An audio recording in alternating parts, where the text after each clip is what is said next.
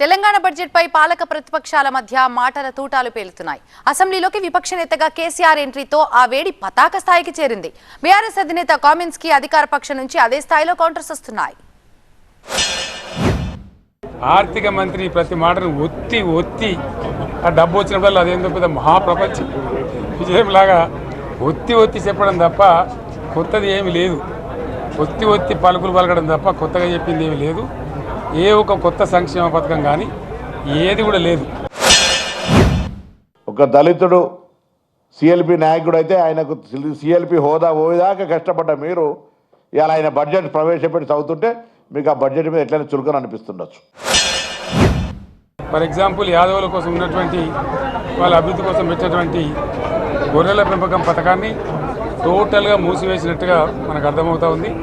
ఇప్పటికే యాదవ సోదరులు చెల్లించిన డిపాజిట్ కూడా తిరిగి వాపసు తీసుకునే ప్రభుత్వం ఎక్కడ కూడా లేదు.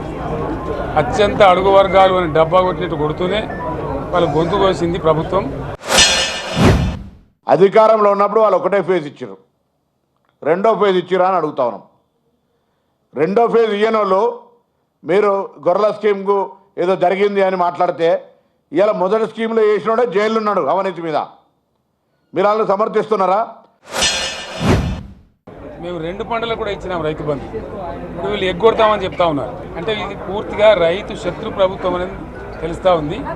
ధాన్యం కొనుగోలు చేయలేదు, విద్యుత్ సరఫరా చేయడం లేదు, నీళ్ళు సరఫరా చేయడం లేదు.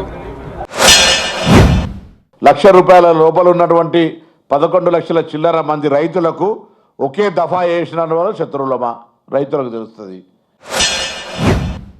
పేద వర్గాలకు సంబంధించిన పాలసీ ఏమిటి అనే దాని మీద ఏ ఒక్క దాని మీద కూడా గ్యాసు ట్రాషే తప్ప చిల్లర మల్లర ప్లాట్ఫామ్ స్పీచ్ లాగా ఉంది తప్ప అది బడ్జెట్ ప్రసంగం లాగా లేదు.